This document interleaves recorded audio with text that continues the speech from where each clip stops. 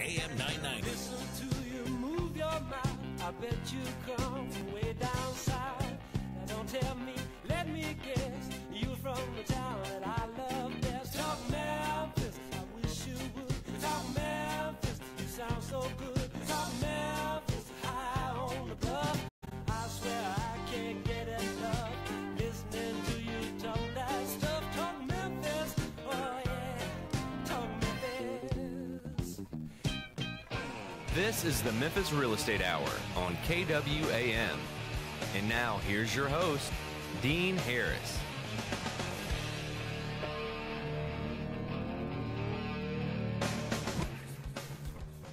All right, good morning, everybody. Welcome to the Memphis Real Estate Hour. I am your host, Dean Harris. I'm with CrestCore Realty over on Summer Avenue.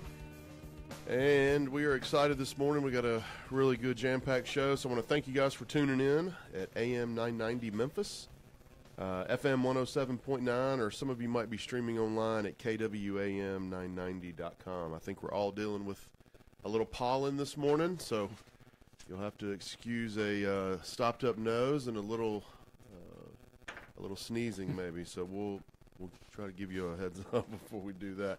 The Memphis Real Estate Hour, guys, will concentrate on investing in Memphis real estate, and we will focus on our residential real estate market just a little bit. We're going to mainly stick with Memphis and investing. I will have national and local vendor partners of ours on the show from time to time, sharing knowledge with us on how you can become an investor in Memphis or how you can become a better investor in Memphis.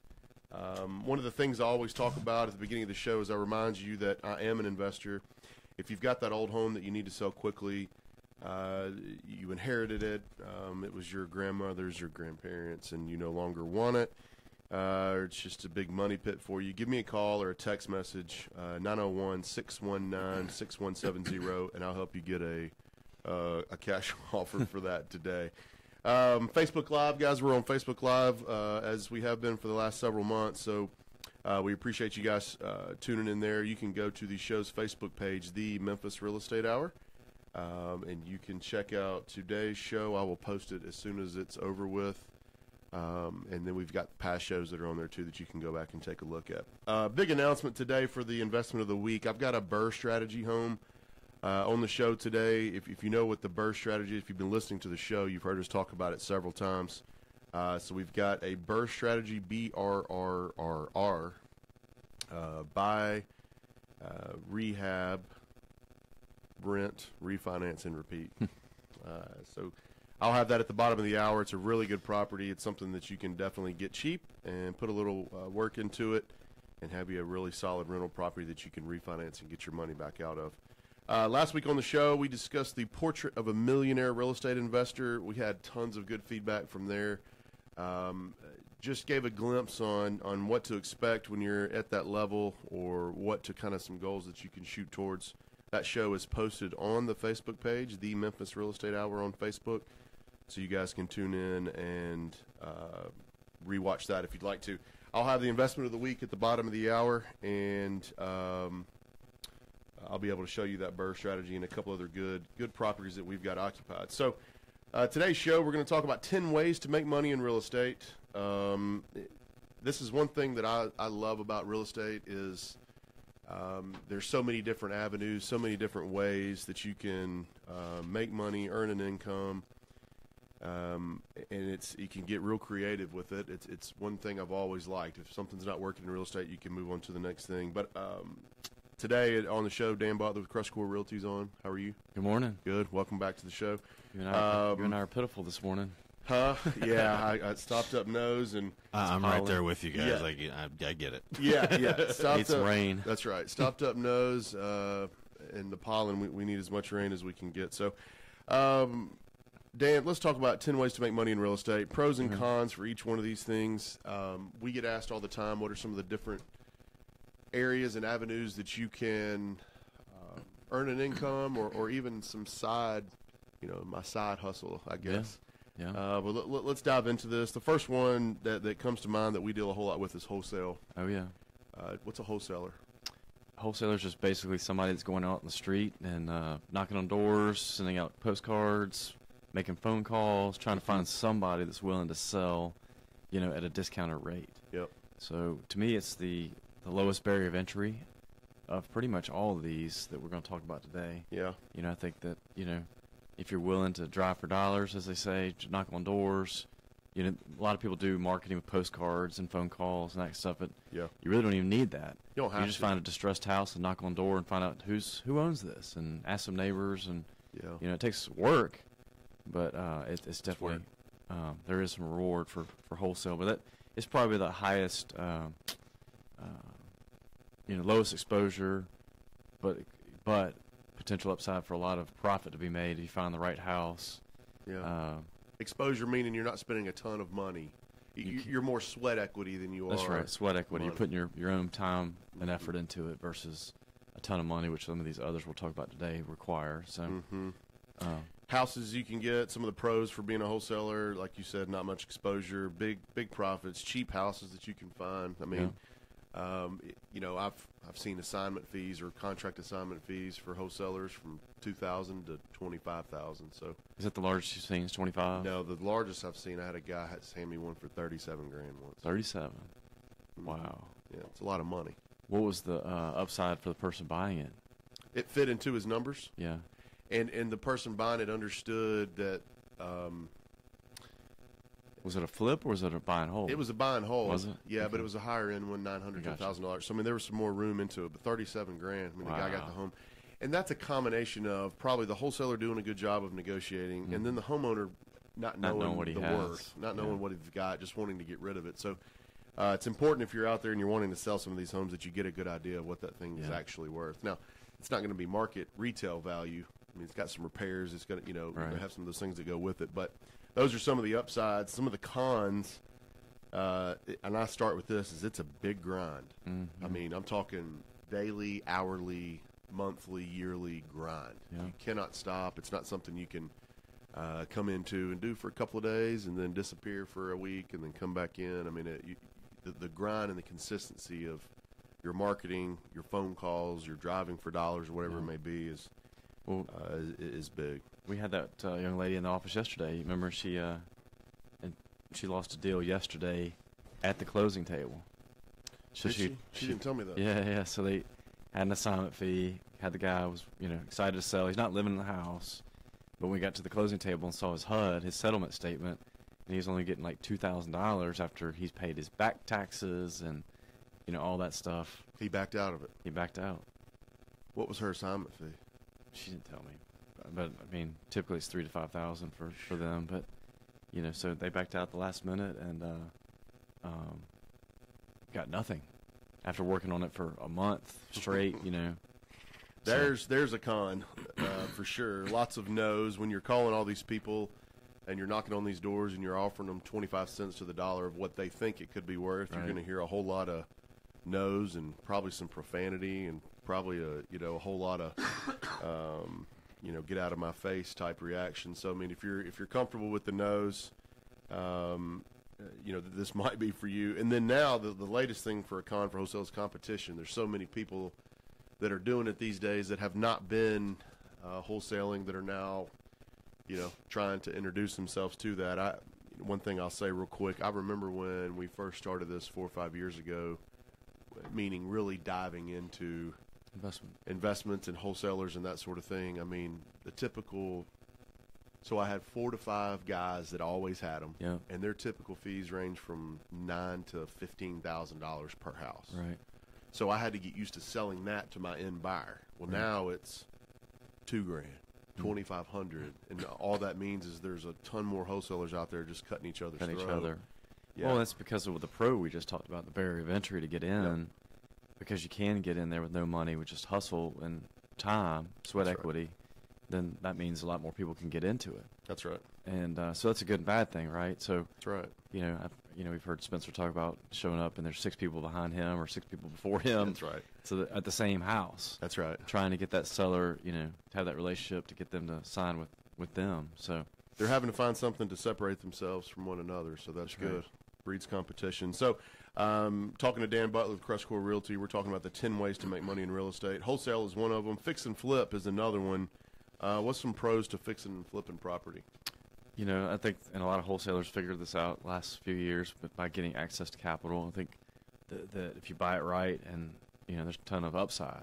Yep. Instead of making that $5,000 wholesale fee, they could make $30,000. Yeah. But again, there's risk to it as well, right? You got to get capital to buy it. Say it's a $75,000 house with $20,000 rehab or something like that. So you got to come up with $95,000 that you're on the hook for. Yep. You got to find somebody that trusts you to give somebody it to that trusts you. you if you don't have it. You got to manage the contractors and all the people that and you got to make sure your numbers are spot on. Yep. So there's all kinds of pros and cons with that one. The upside, mainly the upside of just the getting that higher price Profit. That's probably the biggest upside I see. What about you? It can be a full-time job, and for a lot of people, it's fun. Yeah. This is I've said this many times on the show, but when you hear people talk about real estate investing, the first word that comes out of their mouth is flip. The word flip. Let's flip houses. Yeah. Let's flip.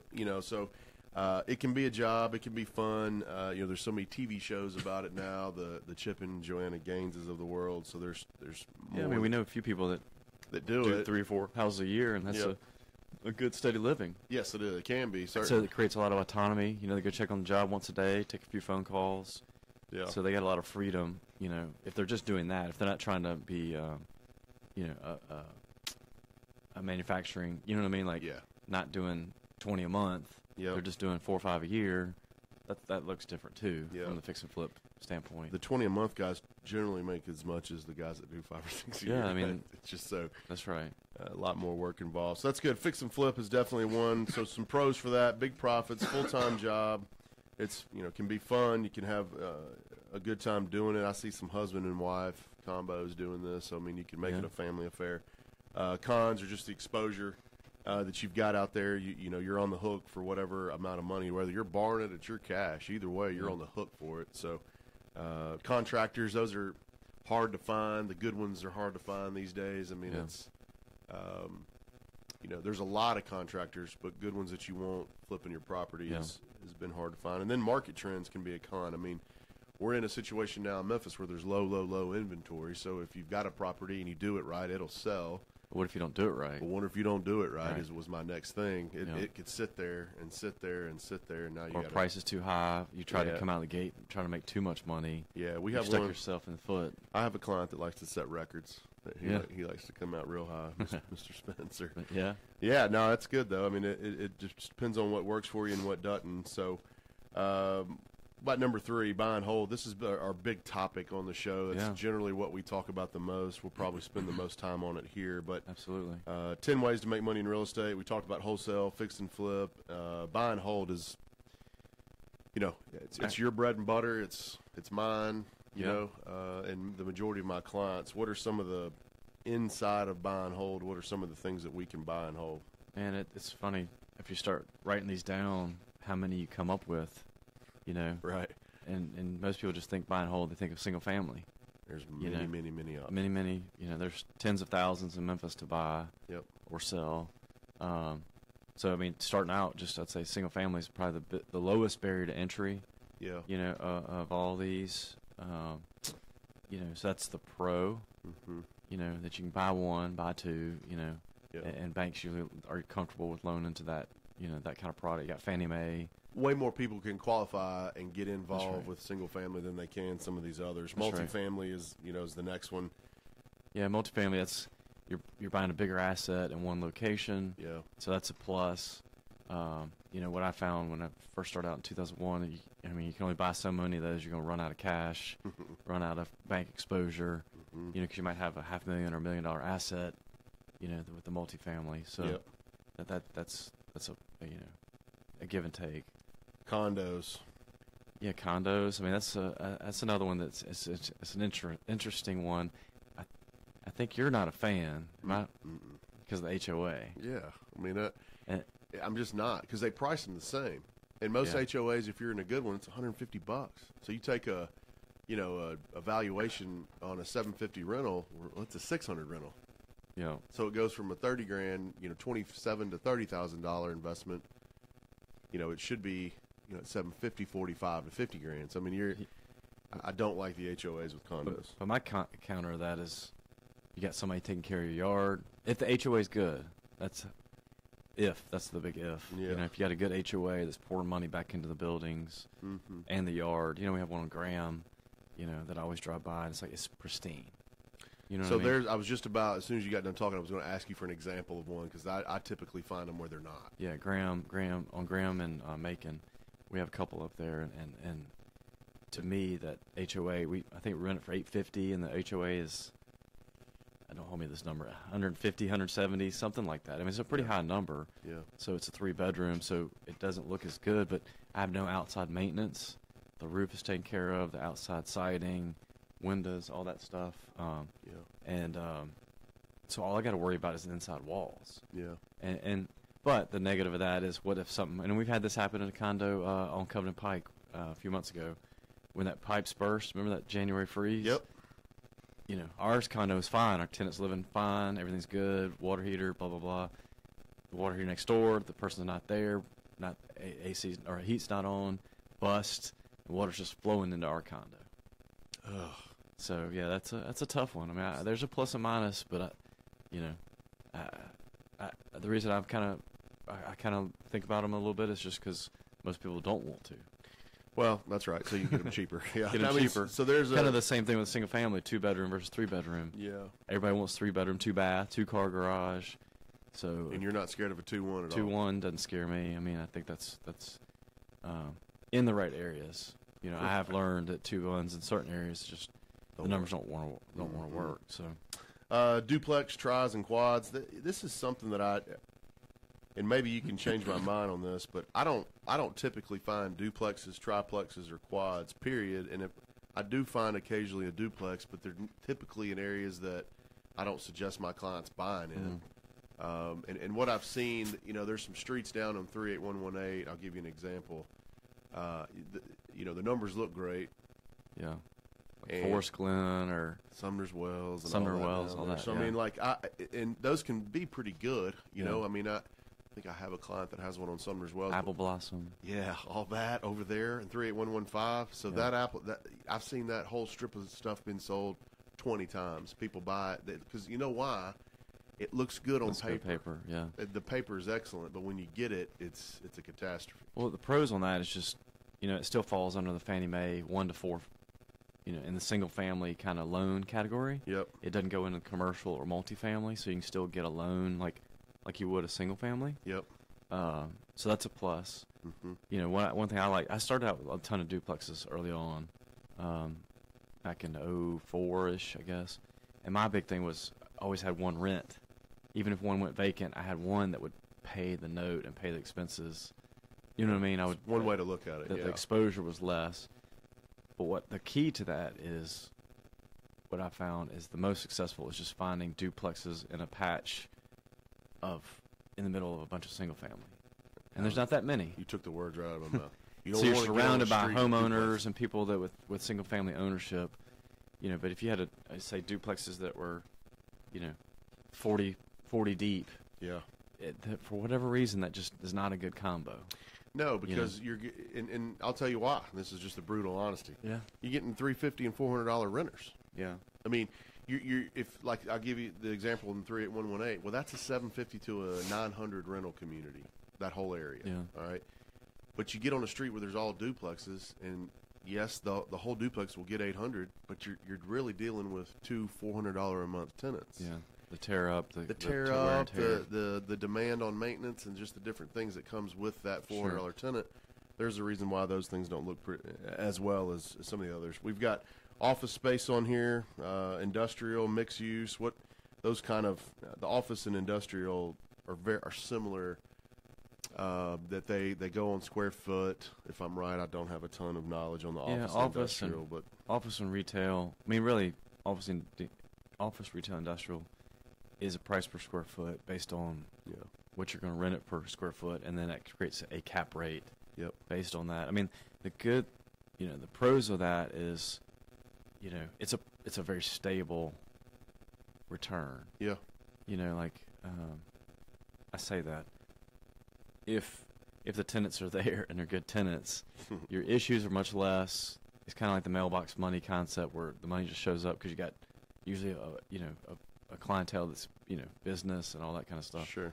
the con of that is when it goes vacant. If you're in certain areas, now you got a huge building. You got a that's huge vacant. building that's vacant, and that's a bigger bigger cost that you got to cover if it goes vacant. So, like if you had a big industrial warehouse, for example, on Shelby Drive, Yep. And you got 200,000 square feet, that's going to be a good little return, but that's probably going to cost you, if it's vacant, it's probably, if you have a note on it, it's probably going to be, $10,000 a month, something like that. That'd be a tough pill to swallow if it's But vacant. industrial, because as a manufacturing, those are triple net leases, Yeah. which means basically whoever's renting it pays everything. Mm-hmm. The only thing you call that landlord for is the roof. Is that Literally, it, really? the roof. Everything else is the tenant responsibility. AC, water, plumbing, all that's on the tenant. So your exposure, that's why I'm saying that's a return. Mm-hmm. That's why people like, AutoZone or Walgreens or, those, they can just sell them as almost a cookie cutter return. Yep. But if you get a hair salon in Fraser, It's dicey. it's a little bit more risky. The return probably is better on paper. It's the same concept with a single family in certain areas Sure. and duplexes like you're talking about. But the chances of that hair salon making it is a little different than like Walgreens, Yep. who's got billions behind them, and you know what I mean. Like, Absolutely. it's just a different model. So. Absolutely. Talking to Dan Butler with CrestCore Realty, we're talking about 10 ways to make money: wholesale, fix and flip, buy and holds. We've talked about single family, multifamily, retails, office space, mobile homes. Mobile homes, yeah. I've got a friend that has mobile homes that he's bought some land and he put about 10 of them on there. Mm. He's got them Mississippi? all locked up. Yeah, of course. Good guess. Yeah, down in Mississippi. central Mississippi. Airbnbs, that's some. I'll tell you what, going back to mobile homes though, the cash flow on those Is incredible. Because you can get those things so cheap. This guy here bought. He bought some FEMA trailers for $1,500. $1,500. Yeah, Put a couple thousand in them, rent them for $500. paid for in 6 months. Now, the cash flow. I mean, but the only thing I've always struggled with mobile homes is like a house is usually appreciative, or at least Yeah, this stays, is stays the same. Like what I bought it for today is what Yeah. it was worth 5 years ago. Yeah. Mobile home is like a depreciating Oh, asset. it goes backwards. Is it good? You know what I'm saying? Yeah, Like, oh, yeah. You start Yeah. out, say you got it for 20, 10 years later it's worth 5 Oh yeah. because you're just talking about No, they tear it up and it's the whole thing. But I mean, thin metal walls and yeah, it's paid for in 6 months. So you just hope anything after 6 months is bonus time. that's right. If you can get them and take decent care of them, or have some people that take decent care of them, that's an option. You'll never hear me suggest going down that road. Some people do it, and good for them. Airbnb, that's a tough road for me to try to understand why an investor wants to do that. The logistics of that is crazy. Every time somebody comes in and leaves, you got to clean it. But Well, the some pros people on make that, it work. the numbers I keep hearing is 3 times the rent. But you have expenses behind that, like cleaning. Yeah, you know, every time. And then you got the people that are texting you, hey, I just got in at 11 o'clock, where's the coffee?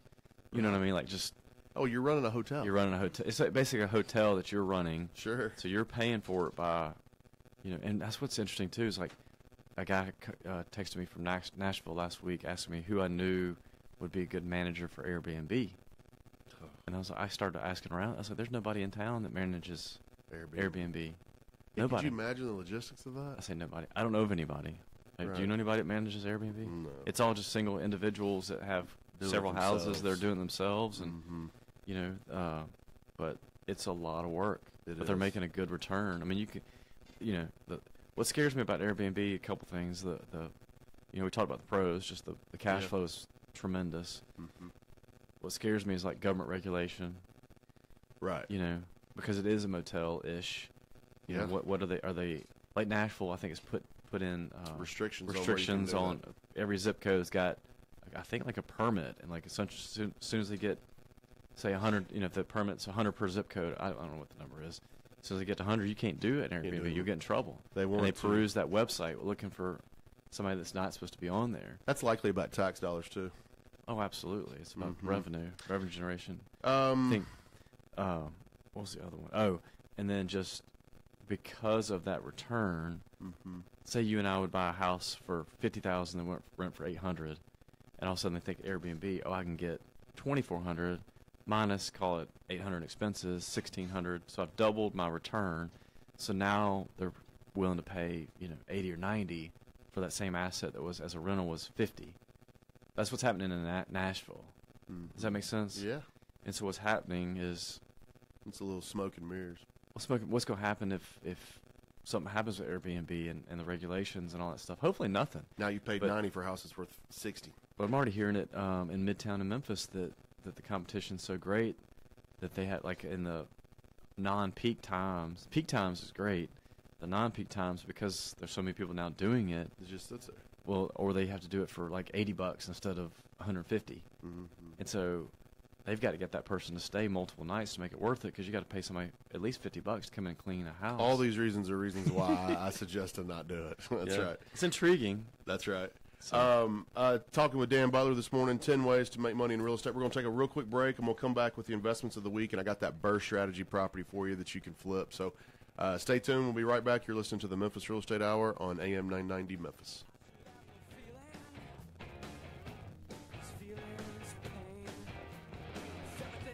You're listening to the Memphis Real Estate Hour on KWAM. We'll be right back after this. Now here's Mid-South weather from News Channel 3's Severe Weather Center. Brought to you by the Crescent Club, hosting the people and ideas that moved Memphis forward for nearly 30 years. Poplar and I-240. Call for a free tour at 901-684-1010. Crisp and cool this morning, sunny and mild this afternoon. Our high temperatures are climbing back into the lower 60s. Winds will be light. Increasing clouds overnight, but temperatures will hold in the upper 40s by daybreak. Mostly cloudy but mild, a high nearing 70 on Friday. Let Mark help you with all of your shipping and packing at the AIM Mail Center, 1046 Church Road West in South Haven. That's the AIM Mail Center in South Haven. I'm News Channel 3's Todd Demers on The Voice, FM 107.9 and AM 990. Griffin, Cliff, Everton, and Mashmeyer, PLLC, is a full-service law firm with over 50 years of experience in the Memphis area. Real estate closings have continued to be the forefront of their law practice, which include residential, commercial, and development real estate transactions, drafting and negotiation of real estate contracts and leases, business information, preparation of wills, probate, and estate planning. Their firm represents a number of builders, developers, investors, and local lending institutions, and is approved to close transactions for most local banks and mortgage companies. In addition, they offer title search, title examination services, and title insurance through several well-established title insurance companies in the Memphis area, as well as Tennessee and Mississippi. They strive to offer services in a prompt and timely fashion while advising and representing clients in a zealous and professional manner. Should their offered services be of need, please contact William N. Griffin Jr. or any of their attorneys at 901-752-1133. They can also be found online at www.gcemlaw.com or on Facebook. Is it a good time to buy or refi? Is it a buyer's market or a seller's market? Are interest rates going sky high soon? Hi, I'm Ludi Calloway, the mortgage lady at iBank Mortgage. I tell my customers to ask questions, get answers. So join me every Monday morning at 8 and I will tell you what's going on in today's still changing mortgage world. Remember, most people think about mortgages a few times in their lives. I think about them every single day. Tune in Mondays at 8. CBS Money Watch. To prevent muscle cramps in your legs and feet, use TheraWorks Relief. Easing concerns about a trade war helped lift stocks Monday. The Dow ended the day up 669 points. The Nasdaq was also up 227. Meantime, Facebook stock was slightly down Monday. This after the Federal Trade Commission announced an investigation into the company's privacy practices. The action follows allegations a Trump-affiliated political consulting firm got data inappropriately from millions of Facebook users. The FTC says the probe will include whether the company engaged in unfair acts that can cause substantial injury to consumers. Facebook ended the day down less than a point. That's your CBS Money Watch report. In New York, I'm Meg Oliver. TheraWorks Relief is a fast-acting foam clinically proven to relieve leg and foot cramps. Get TheraWorks Relief today at select CVS and Rite Aid pharmacies or TheraWorksRelief.com. Ask your pharmacist for TheraWorks Relief. You're listening to the Memphis Real Estate Hour on KWAM. And now, here's your host, Dean Harris. All right, welcome back to the Memphis Real Estate Hour. We're fighting through the sneezing and pollen today, so bear with us. Man, it's tough, isn't it? I don't know anybody that's not dealing with it, so I don't imagine we're going to get a whole lot of sympathy out of the audience. So, investments of the week. You guys get your pens and your pads. It's one of my favorite things to give to you. I've got 3 good properties today. 2 of these are occupied and ready to go. They're cash flowing right now. So here we go. 3,000 block of Bertram Cove. That's Bertram Cove. Zip code 38118. This is a 3-2. It's occupied at $800. Seller's asking $57,900. Brick home. This thing looks good. This is the kind of property that if you call me on the phone and you say, hey, Dean, I've got X amount of dollars, I'm looking to get into this. This is the area I send you to, and this is the exact kind of property that I send you to.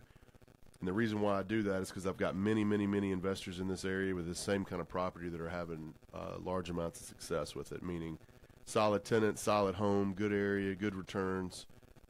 3,000 block of Bertram, Bertram Cove, 3-bedroom, 2-bath, occupied at $800. Seller's asking $57,900. If you guys have got any questions about these, you can call me or text me, 901-619-6170, or you can go onto the brokerage website, CrestCoreRealty.com, and you can see these. Number 2, 4,000 block of Almo, same zip code, 38118.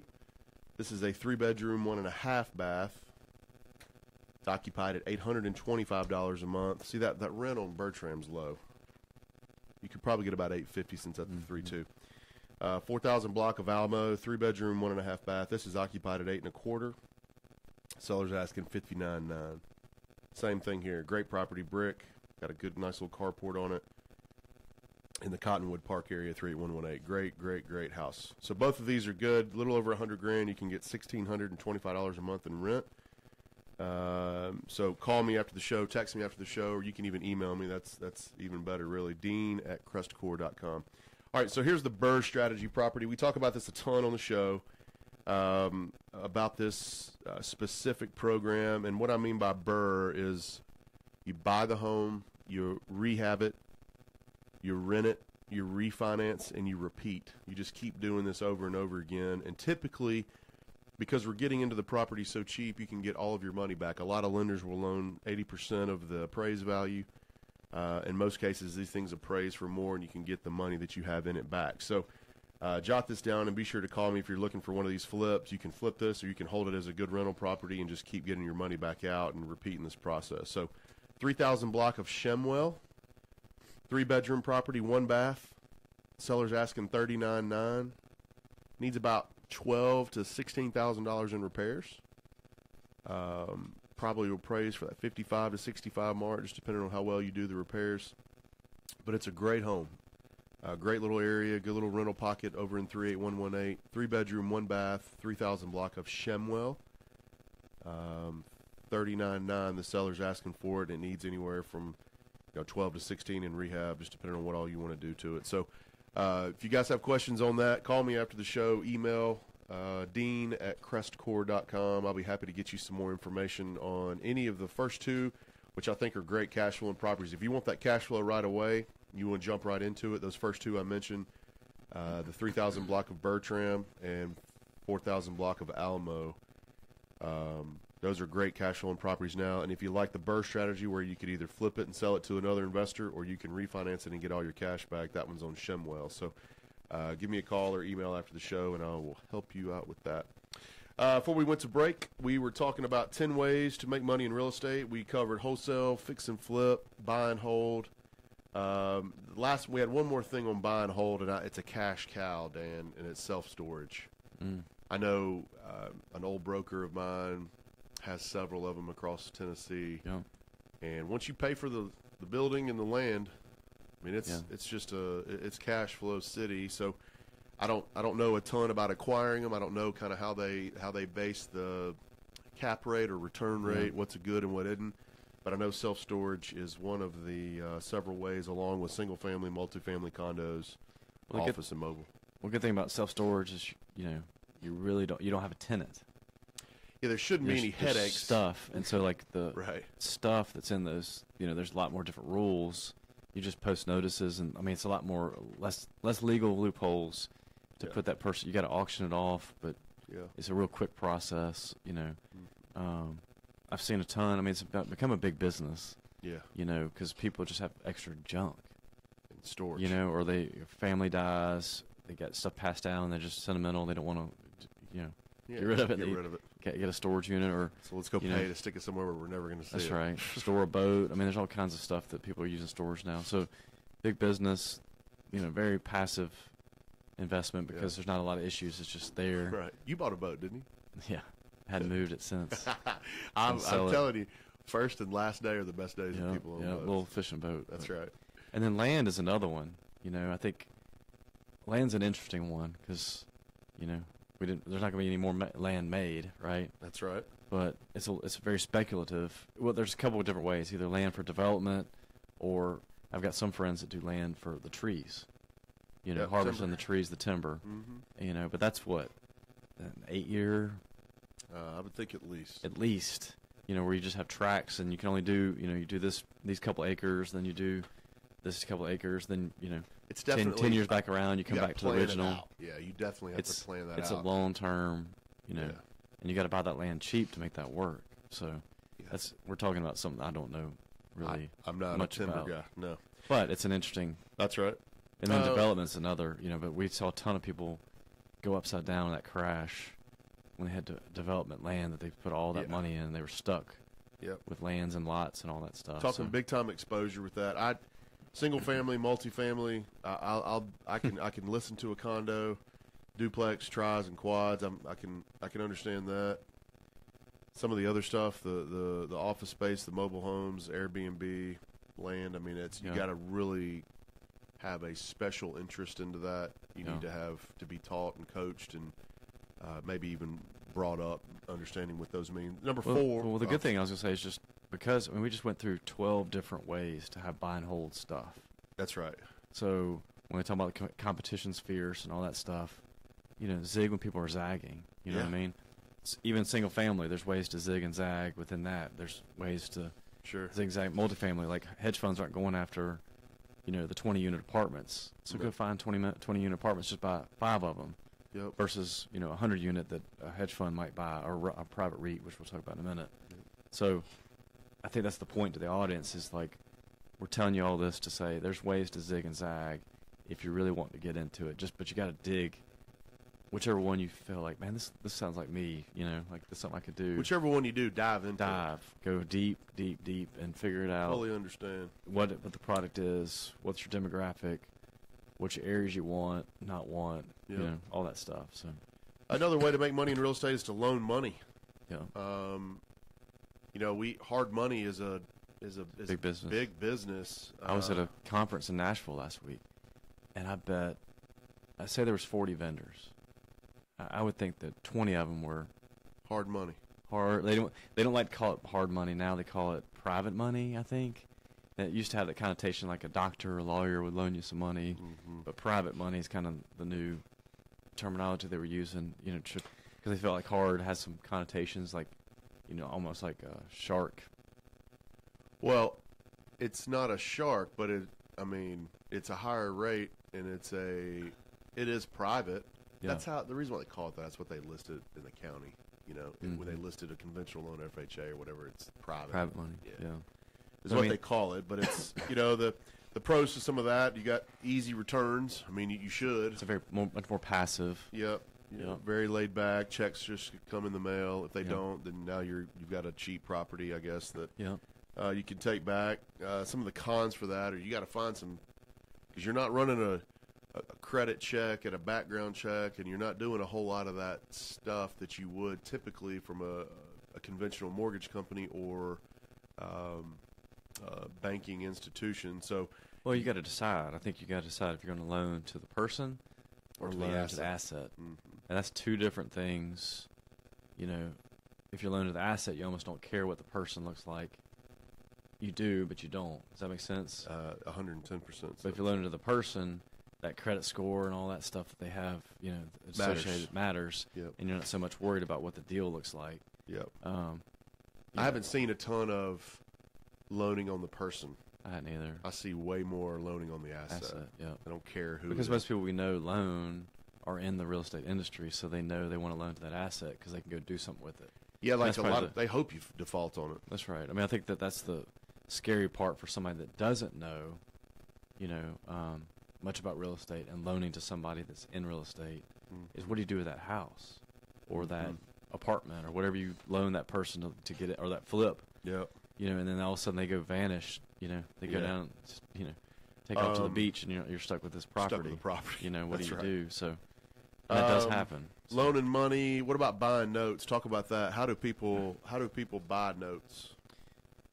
It's an interesting one. I mean, I think that there's an industry out there of just, where like a Bank of America or SunTrust or something like that, where they've got notes that they aren't excited about, and they're willing to sell those at a discount.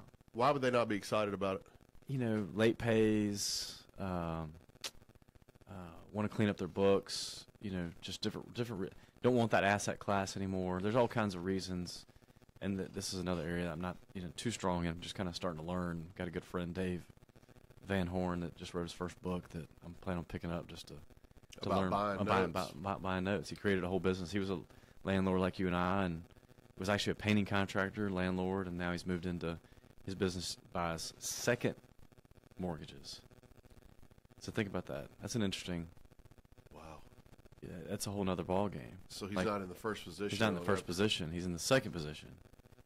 Yeesh. But he was doing that because, number one, he's buying notes that are pretty solid, but he's also buying notes with the hopes that if it were to default, that he picks up the first mortgage. You become the first in line for the first mortgage, and that could be at a deep discount. Does that make sense? Yeah. So if he's the second in line, he's praying that he can get the first position at a super discounted rate. If something were to happen. If something were to happen to the person. But he says he doesn't want them to default. He wants them to perform, but he buys them with the understanding that if they do default, he's got a good position to come into. But anyway, just buying notes in general, that's a good way to create an income stream, so. So that's new to me, the second position. I learned something. I know. It is interesting. I've heard of buying notes, but I've never looked at it from the second position. Not hoping, but understanding that if they default, you're first in line to buy that first position, which could be at a super discounted rate. No, that's there's all kinds of algorithms I think they use, but most people are going to buy the first note, the first position note. Well, yeah. Yeah, you would never let that first go to someone else, right? And you can get it cheap. That's right. See, I'm learning. Don't ever say you can't learn anything on the Memphis Real Estate Hour. I learned something this morning. That's right. Public and private REITs. REITs. Talk about that. Pros of this is passive. You're basically buying into kind of like basically a stock.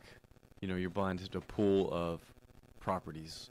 And REITs have been around for years and years. And they were mostly in the kind of industrial and commercial space. Publicly traded, right? Publicly traded. Well, most of them.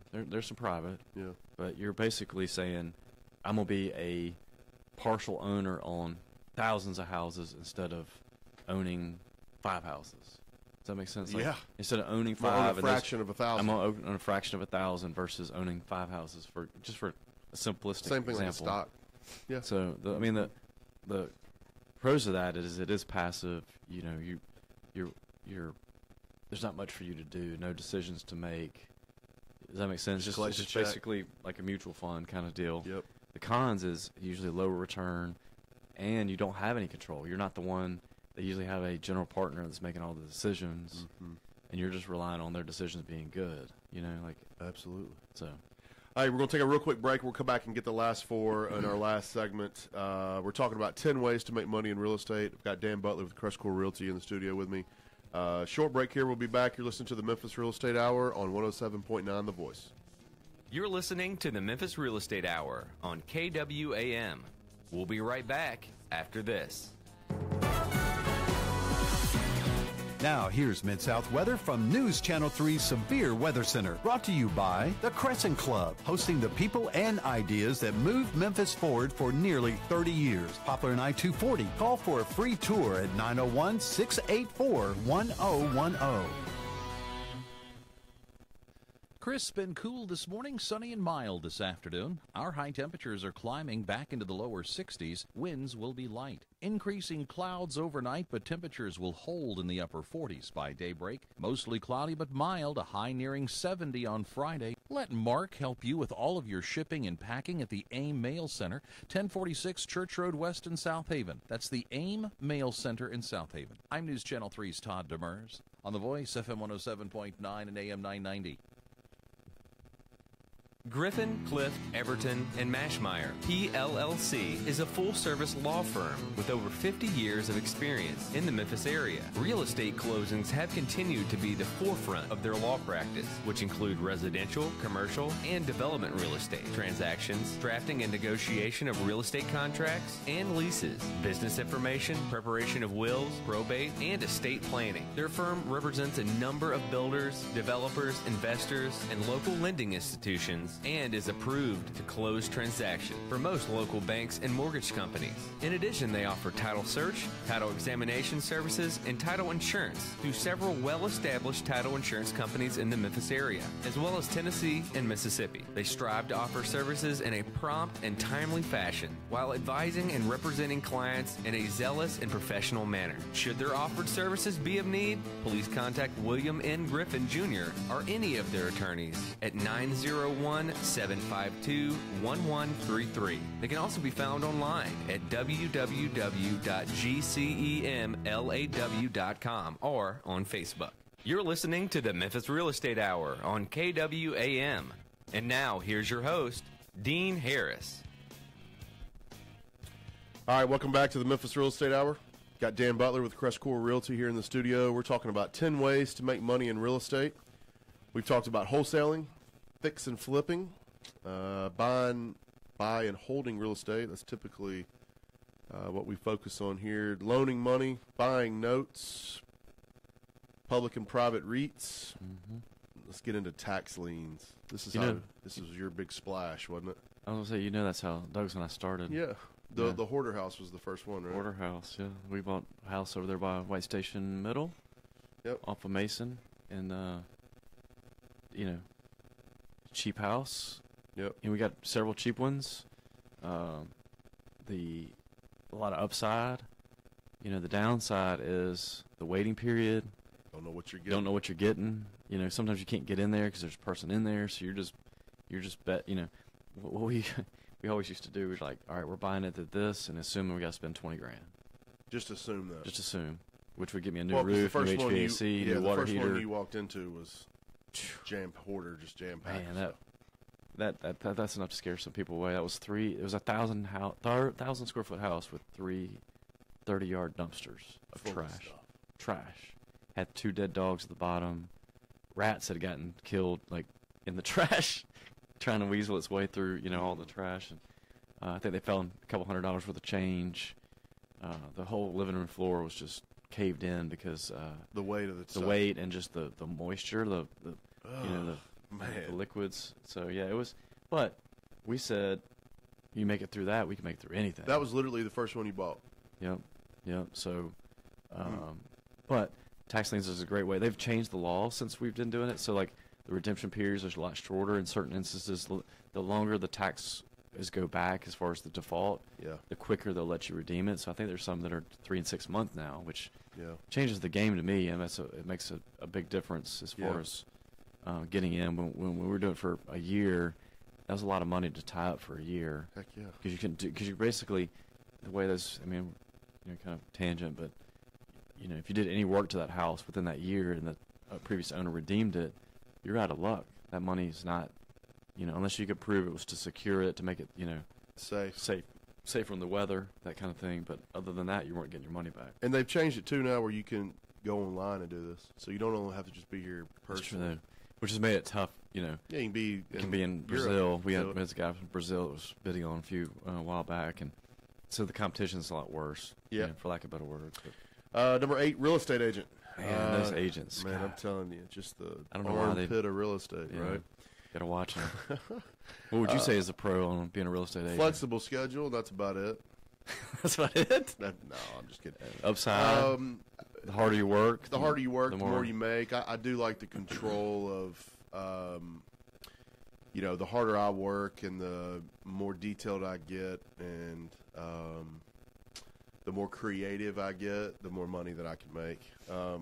But it's eat what you kill, right? It is. I think it's commission only. It's commission only, and it's a super, super grind. I mean, if you're, I've been doing this now. This is 17 years, so I'm used to only getting paid when I do something. But or sell something, close, not even sell. I mean, we sell a lot of houses, but if they don't close, you don't get any money. You make any money. So, there's some pros and cons to that. I would say if you can't be a consistent person, that isn't for you. That isn't for you. No. If you're all over the place, if you're all over the place, and you like doing this, and then you want to go over here and do this, you're gonna be in not just real estate, but any job that's a commission only job. That isn't for you. You got to stay consistent. You've got to grind every morning. I mean, you and I have talked about this. I wake up in the first 30 minutes of my day, I'm thinking about what I'm selling today, who I'm talking to, and then of course we plan out at CrestCore years in advance. We've got goals for 2021 already set. So. Real estate agent is definitely a way you can make money. So flexible schedule is one of the pros, and kind of create your own destiny is a pro. So that it takes takes a specific kind of person to do that. Cons are the grind, the hard work, and commission only. Property management, the next one. You can manage properties, but Dan, I think you'll be the first one to say that either.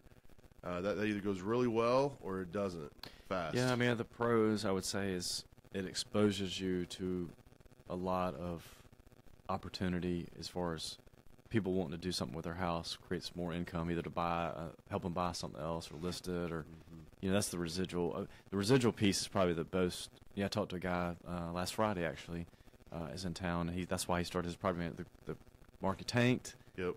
08, 9, and 10. He's like, man, I couldn't sell anything, so I started managing those that couldn't sell, and all of a sudden he created basically a business for himself. The problem with property management is it is a job. Like, you got to be at, up at 0 to 100, you're doing that job by yourself. You can't even afford to pay somebody because there's not enough fees coming in. Does that make sense? Yeah. I mean, what's the magic? So we always tell people, there's 1 minute, so we got to hustle. Yeah. We always tell people the magic number to own and buy and hold is 10 houses. What's the magic number of managing properties to where it's no longer a huge pain? Oh, I don't think there is a number of that. Yeah. I mean, I think you got to have a couple hundred, 200-300 before you can, have staff and be able to not just be in the daily grind. The last thing is contractors. So if you're out there and you're hustling and you're rehabbing homes, doing working punch for property lists, managers, doing for property managers, punch lists. That's right. Fixing things. I mean, that's it's not residual, but it is residual. So there's some can be if you find can be if you're clients. good, and if you find clients. So Dan, thanks for joining me this morning on the Memphis Real Estate Hour. We talked about 10 ways to make money in real estate. We're going to post a show on the Facebook page, the Memphis Real Estate Hour, right after the show here. So you guys tune in. We'll be back next Tuesday live at 8 a.m. the Memphis Real Estate Hour. Thanks for joining us. KWAM, your news and information station with CBS News updates every hour on the hour. KWAM Memphis.